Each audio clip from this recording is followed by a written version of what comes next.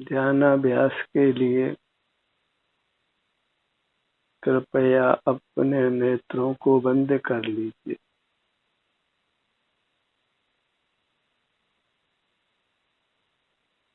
मूर्त कर्म के संबंध से हमें मूर्त इंद्रियां मिलती है, मन मिलता है, मस्तिष्क मिलता है, हाथ पांव मिलते हैं, जिससे हम बाहर की नाना उपलब्धियों को प्राप्त करते हैं और अपने आप का अनुभव भी नहीं करते।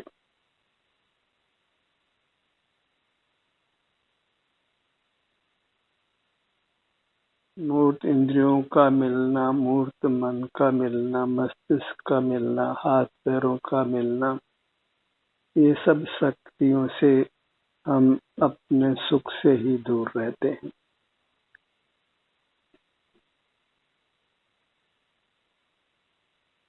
इन सब शक्तियों का उपयोग नहीं करके केवल अपने सन्मुख रहना है। मूर्त प्रदत्त इन शक्तियों के प्रति मोहित नहीं होना है। उनसे हमारा कुछ भी हित सिद्ध नहीं होता, अपितु अहित ही होता है। ये सब शक्तियां नाना प्रकार की नाना जीवों को मिलती है। हमें उनके प्रति आकर्षित नहीं होना है, उनका उपयोग नहीं करना है, उनकी प्रशंसा भी नहीं करनी है।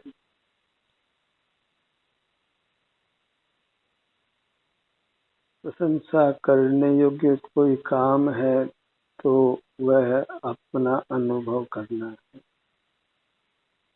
अपना अनुभव करने से ही हम योगी होते हैं, परमात्मा होते हैं। अन्य शक्तियों के उपयोग से हम भोगी होते हैं, योगी नहीं होते, परमात्मा नहीं होते। संसार की 84 लाख योनियों में ही जन्म मरण करते हैं।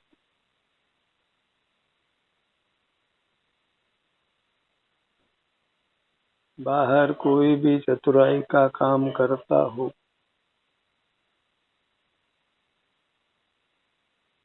नाना प्रकार के कार्यों को संपादित करता हो, तो उसके चित्त में महिमा नहीं लाना है, क्योंकि वे सब काम पराधीन हैं और जीव के स्वभाव नहीं है। वे सब असंयम से होने वाले कार्य हैं। अपने से विमुख रहकर, दूर रहकर ही उन सब कार्यों को किया जाता है।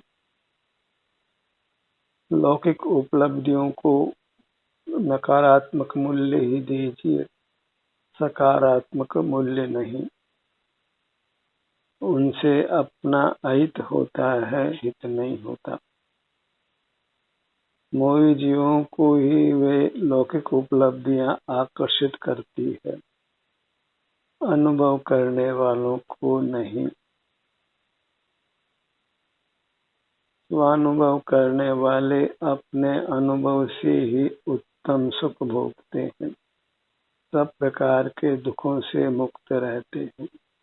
इसलिए स्वानुभव करने की कला वही प्राप्त करने योग्य है।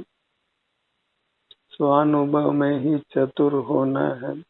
अन्य लौकिक कार्यों की चतुराई को बिल्कुल काम में नहीं लेना है। लोक मोही जीवों से भरा हुआ है, वह लौकिक उपलब्धियों को ही महान जानता है, उनके लिए ही रात दिन प्रयत्न करता है, पर उन सब कामों में पराधीनता है। इस मूर्त काया की पराधीनता है। जिस मूर्त काया ने थोड़े ही समय में हमारा साथ छोड़ देना है, बाहर की चतुराई उत्पन्न करने वाली इंद्रियां ही हमसे छिन जाती है। मन छिन जाता है, बुद्धि छिन जाती है, सब हाथ पांव जो मूर्त हैं वो छिन जाते हैं। तो कुछ ऐसा करिए जिसमें मूर्त काया, इंद्रियों, मन, मस्तिष्क का योगदान नहीं हो, और वही कार्य हमको वास्तविक सुख प्रदान कर सकता है।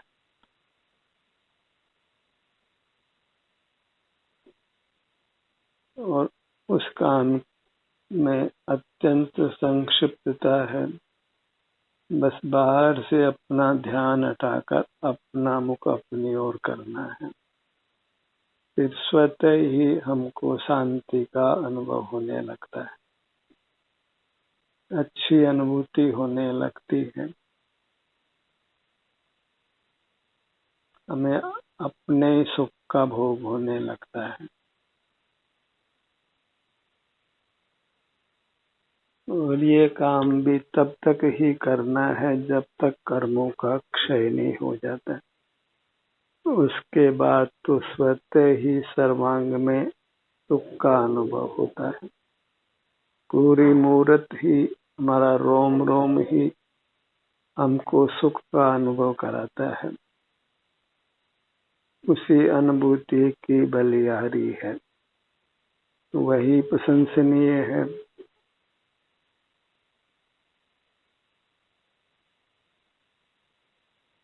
बाहर की जितने भी मूर्त शरीर की सहाय से शक्तियां मिली हैं, उनका आदर मत करिए। बाहर के काम उत्तम तरीके से करने की शक्तियों को काम में मत लीजिए।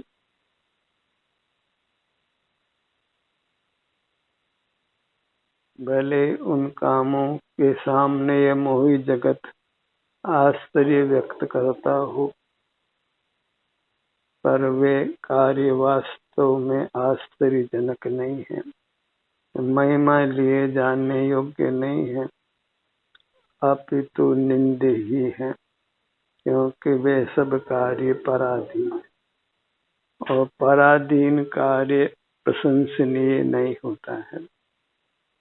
जहाँ पराधीनता है वहाँ दुख है, इसलिए पराधीन कार्य कोई भी प्रशंसा के योग्य नहीं होता है, भले ही मोही जगत उसकी महिमा लेता हो।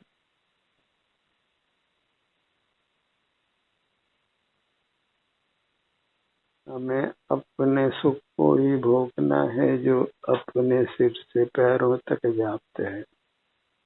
उसके लिए बस एक बार अपना उपयोग बाहर से हटाकर अपनी ओर कीजिए, और स्वतः ही हमको अपने में सुख का अनुभव होने लगता है, और उस सुख का अनुभव करना ही हमारा स्वभाव है, हमारा स्वरूप है। इसीलिए जीव को आनंद बूझी कहा है।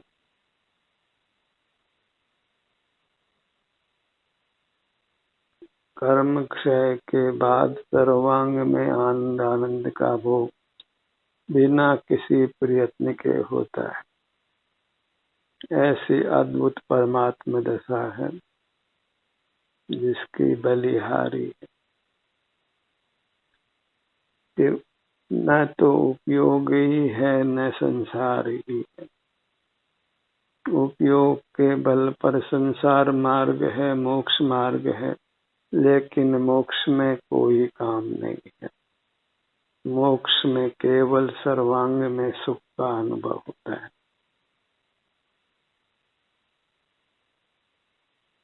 जितने भी जगत में पदार्थ हैं, वे अपने शुद्ध स्वभाव से एक धर्म वाले हैं।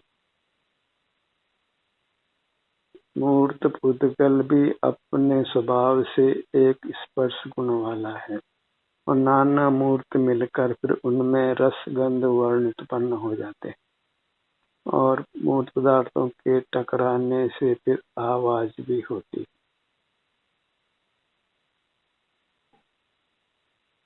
तो हमारा शुद्ध स्वभाव आनंद का भोग है। इसीलिए वास्तव में प्रत्येक जीव आनंद ही चाहता है।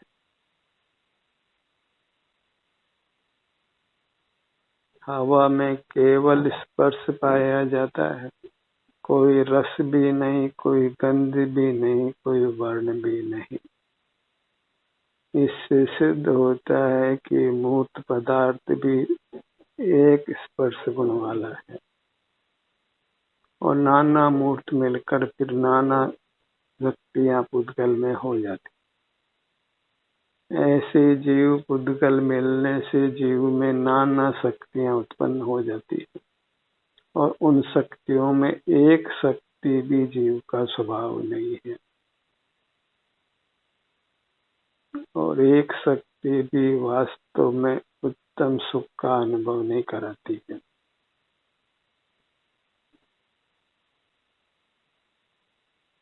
जो बाहर की ओर मुख करने की शक्ति मिली है मूर्त काया की मदद से, उससे नए नए मूर्त कर्मों का बंध होता है और उनके उदय में नाना दुख के प्रसंग बनते हैं।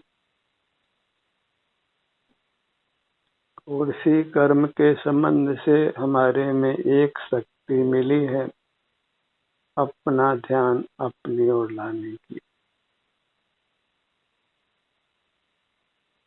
उपयोग जितना भी है वह मूर्त कर्म के संबंध से ही जीव में पाया जाता है और मूर्त कर्म का संबंध मिटने के बाद उपयोग का कोई काम नहीं है। ये सर्वांग में स्वतः ही सुख का परिणाम होता है। जीव को सर्वांग में सुख होता है,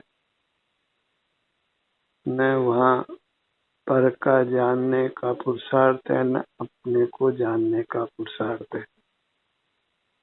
उपयोग ही नहीं है।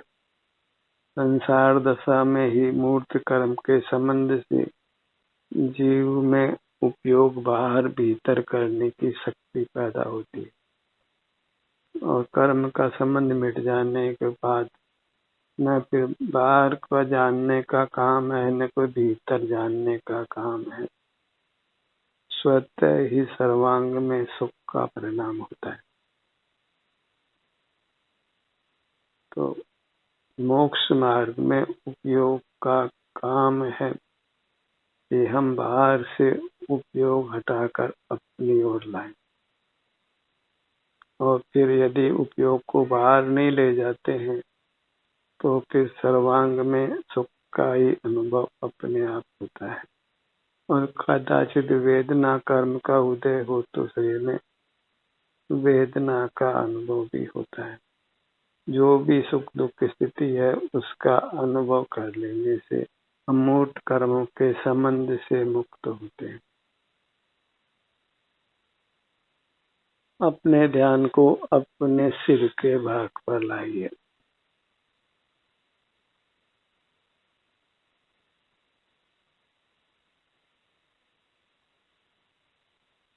कर्म के संबंध से ही संसार मार्ग और मोक्ष मार्ग होता है और कर्म का संबंध मिटने पर कोई मार्ग ही नहीं है।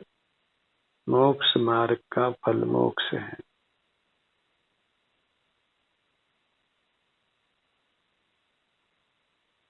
अपने ललाट भाग पर आइए।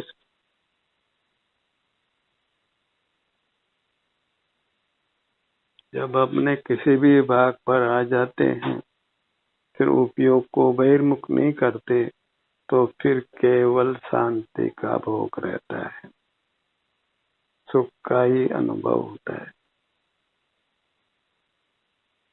प्रतिपल उपयोग को अपनी ओर नहीं करना पड़ता है। उपयोग को अपनी ओर तभी करना पड़ता है जब वह बाहर चला जाता है, तभी बाहर का उपयोग रोककर अपना उपयोग अपनी ओर करना होता है।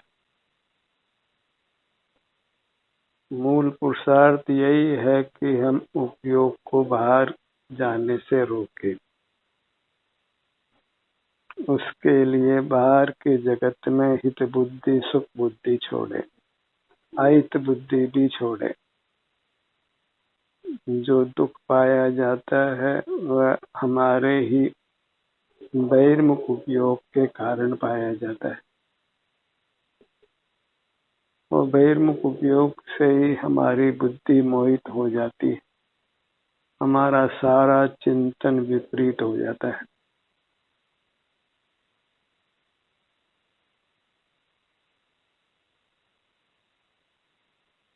सकल दुखों का कारण एक बहिर्मुखता है, और सुख तो हमारा स्वभाव ही है, उसको किसी कारण की जरूरत नहीं है, बस उपयोग को बाहर जाने से रोकना है।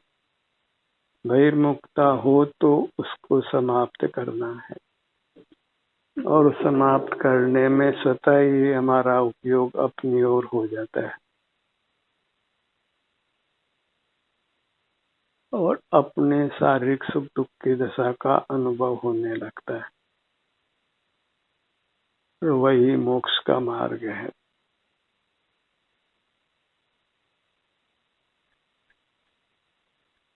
जब हम अपना उपयोग अपनी ओर रखते हैं तो हमारे बाह्य शरीर में भी ऐसी अद्भुत शक्ति पैदा हो जाती है कि हम किसी रोग से ग्रसित नहीं होते।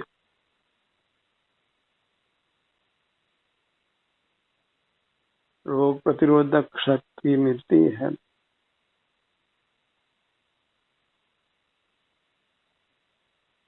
इसलिए हमारा कर्तव्य इतना मात्र है कि हम अपने सुख का ही अनुभव करते हुए रहें, बाहर के मूर्त जगत के सुख के प्रलोभन में नहीं आए,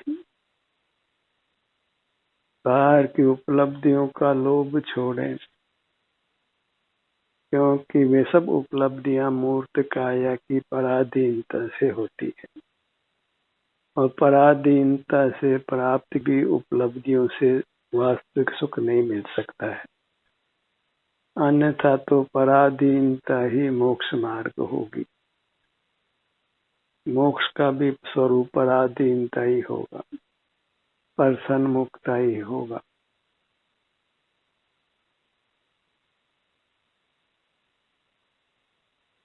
पर का स्मरण कभी ना करो रे।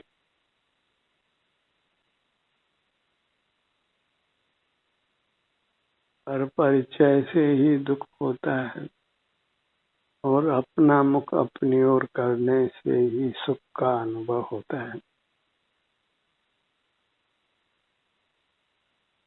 पर का चिंतन करना, पर को विषय करना, वह सब एक अधम कार्य है। पर चिंता अधमा अधमा, अधम ही नहीं अधम गुणा अधम, ऐसा उसमें अधमापना विशेष है। उत्तमा स्वात्म चिंता, अपना अनुभव ही उत्तम है, जिससे कर्मों का संबंध मिटकर जीव परमात्मा होता है।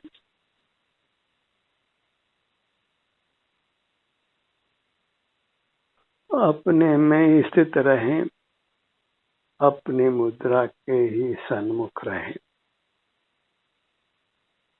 जितना भी जगत का देखना जानना है, पहले उसको अभी हम पूरी तरह नहीं रोक पाते, पर वह जगत का देखना जानना ही नाना असह्य दुख पाने का कारण है।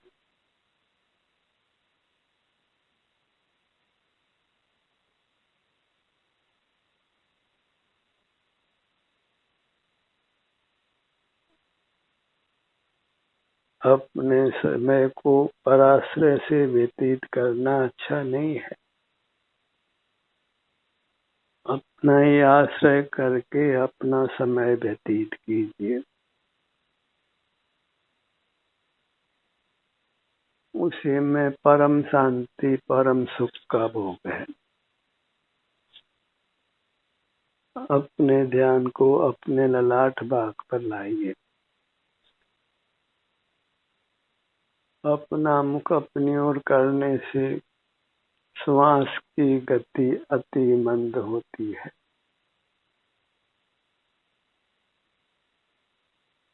और उसी से हमारे को उत्तम स्वास्थ्य की प्राप्ति होती है। को तो वही उत्तम स्वास्थ्य का लक्षण है।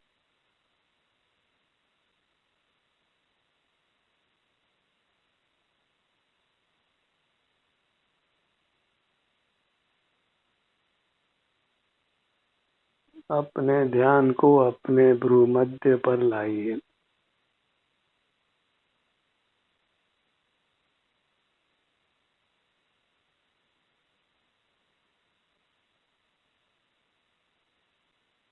बाहर इंद्रियों को, मन को आकर्षित करने वाले बहुत पदार्थ हैं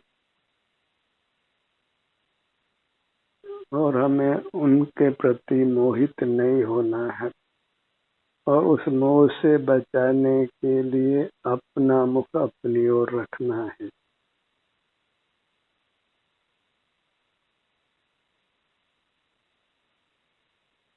शरीर में भी वास्तव में कुछ करना नहीं है, इसका भी केवल एहसास कर लेना है। करना न पर में है न अपने में है, बस परमुखता को छोड़कर अपना मुख अपनी ओर करना है और फिर परमुखी नहीं होना है।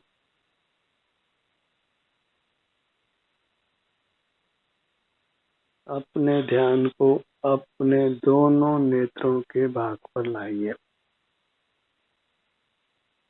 बायां नेत्र, दायां नेत्र।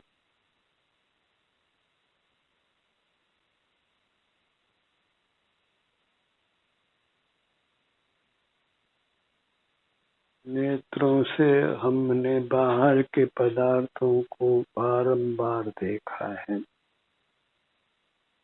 बहुत हो गया ये बहिर्मुखता।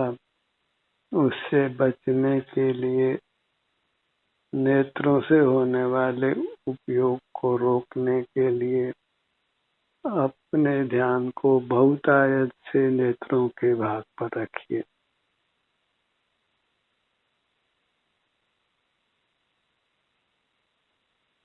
बायां नेत्र, दायां नेत्र।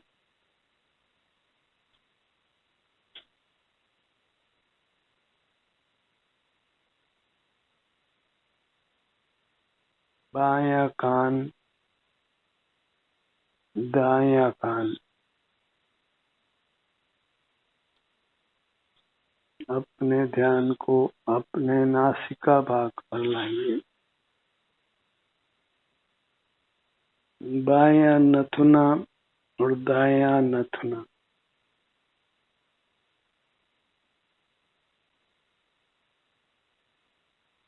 दोनों नथुने एक साथ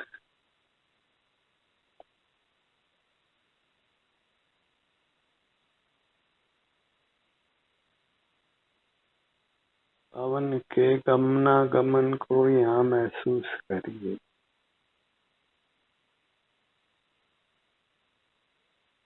जब पेट फूलता है और जब पेट भीतर आता है, उसको अनुभव में लेते हैं तो सहज ही हम उत्तम सुखदायक काया को प्रकट कर अनुभव में लेते हैं।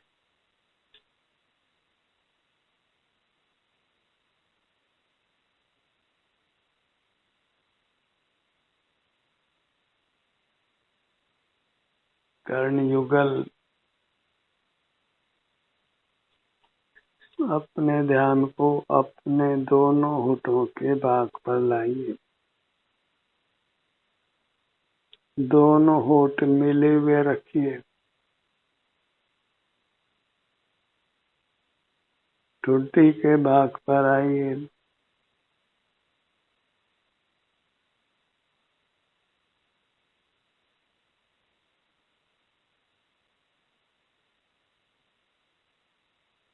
पूरा मुखमंडल सिर से ठुड्डी तक, बाएं कान से दाएं कान तक और नासिका के भाग से पीछे तक, सही सिर के पीछे के भाग तक पूरा मुखमंडल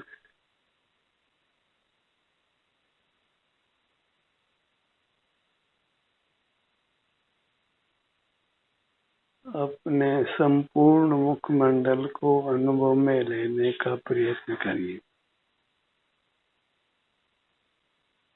मुखमंडल का कोई भी भाग अनुभव में आए बिना नहीं रहे।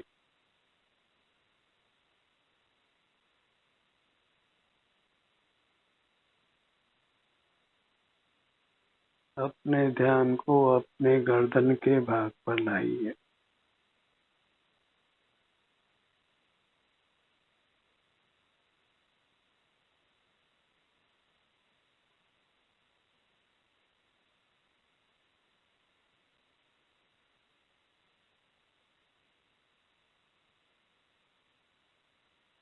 अपने सीने के भाग पर आइए। पेट का भाग, दाईं भुजा, बाईं भुजा, दायां पैर, बायां पैर,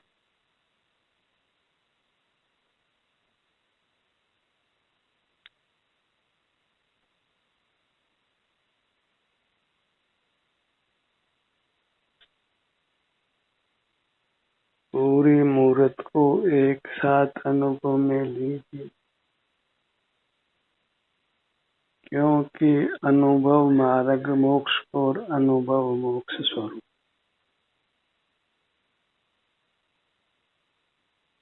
ध्यानाभ्यास का ये सत्र यहीं समाप्त होता है।